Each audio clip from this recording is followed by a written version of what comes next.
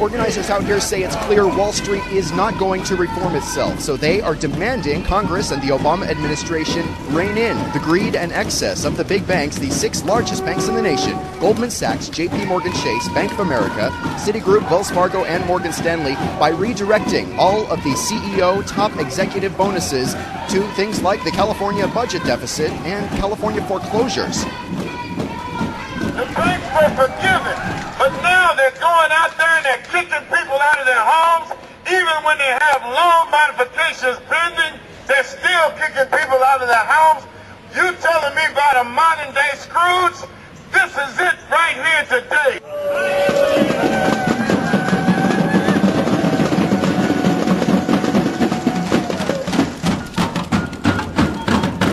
It's a drumbeat I don't imagine the executives inside the Wells Fargo building are able to ignore right now. All the protesters kind of have come to a stop in front of the Wells Fargo building at the corner of Market and Montgomery Streets this Thursday morning. And it's preceding kind of a speech and a rather gigantic banner being unveiled. You have the power. This is your money. You know, the banks are just like Jesse James. Jesse James is inside of the bank right now. He's robbing us. Instead of the Robin Hood he used to take from the rich and give to the poor, they're taking from the poor and giving to the rich. We have the power. That was Minister Marvin Webb with the Contra Costa County Interfaith Supporting Community Organizations. Former homeowner Gina Gates then told her heartbreaking story of how multiple banks dodged all of her efforts to work with them and save her house. 8 years ago, after putting my kids through college, one of them through Georgetown Law School, we bought our first home. Our priority was getting our children educated. When we went to get our loan, we put over $250,000 down on that house. So you see, this isn't, we're not all people who put zero down. It don't matter if you put zero down or you put $250,000 down. They still treat you the same. We all have skin in the game. What they told me I needed to get was $260,000 down. And as it adjusted, it became more difficult. When I got sick, got into the hospital, businesses started going badly.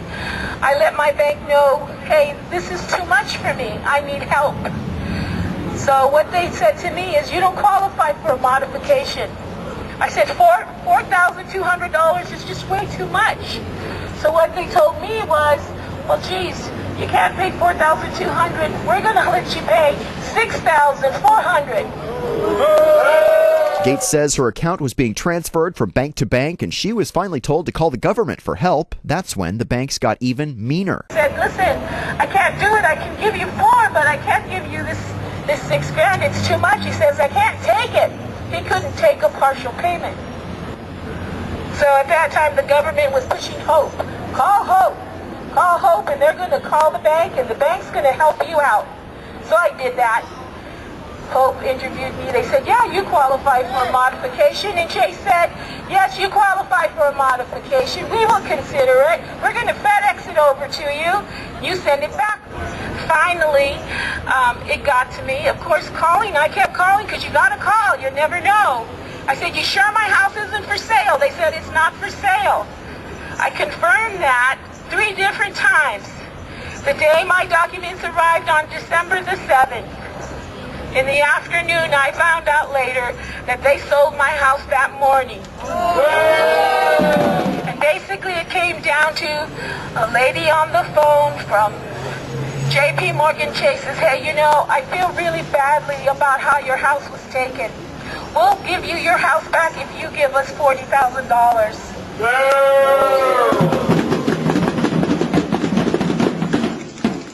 And again, what else is the person going to do? So I asked around, found a family friend, and he said, I'll give you the money, but we need to make sure you're going to get that house back. So I called JP Morgan Chase, and what they told me was, oh, that's great you got the money. I said, may I have it in writing? Because this gentleman he wants something to know that I'm getting my house back. She said, we don't give things in writing. And I said, well, aren't you a federally regulated bank? Aren't you supposed to be giving things in writing? She said, hold on, and basically said, oh, my manager just said the deal is off the table. You're not getting your house back.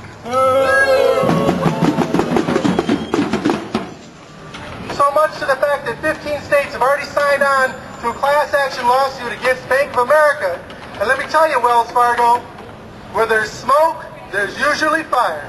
They want Congress and the Obama administration to establish a watchdog on the financial industry to prevent another financial meltdown like we saw a year ago. In fact, they're also calling for Congress and the Obama administration to rein in what they consider the corporate greed of excessive bonuses by redirecting it to things like the California foreclosures and the state budget crisis. They say $150 billion in big bank bonuses could be used to prevent disasters like that, and they're calling on the Obama administration and Congress to do something about it. How many of you got a bank card or a credit card in your pocket?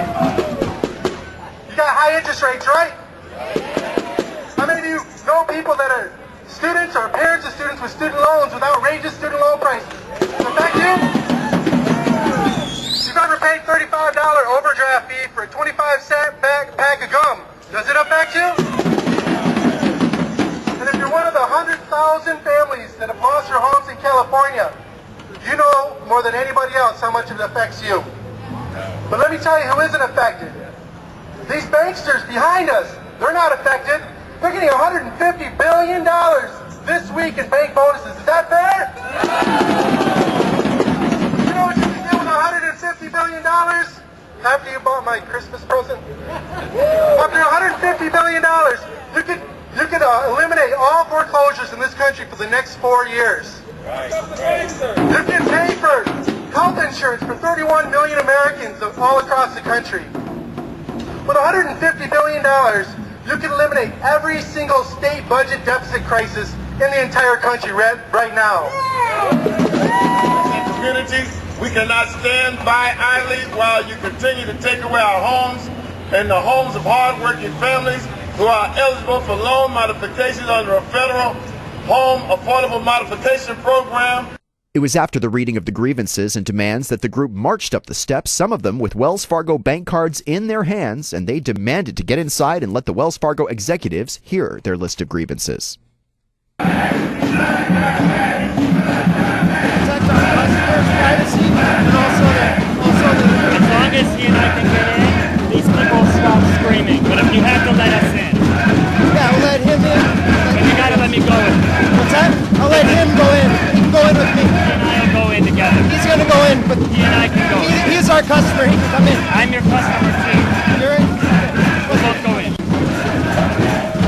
And they're gaining access. I'm standing here with a crush of police officers and protesters around me right now at the very glass door of Wells Fargo. And the executive and the two guys that I was just just letting you hear, you can hear the cheering. They're being permitted in the building. And the executive is not happy, but he's standing here along with the police officers. All that bonus money that the protesters were objecting to ranges from more than $13 billion for Wells Fargo Bank back in 2007 to more than $29 billion in bonus money for J.P. Morgan Chase and $32 billion for Bank of America this year alone. Those aren't profits. Those are only the bonuses for the bank executives from 2007 through this year. That amount translates, the protesters say, to bank execs getting $577 million every day in bonus money, or, break it down by hour, $72 million in bonuses every hour all year long. Protesters also point out the current amounts are 19% more than the peak of the financial boom back in 2007.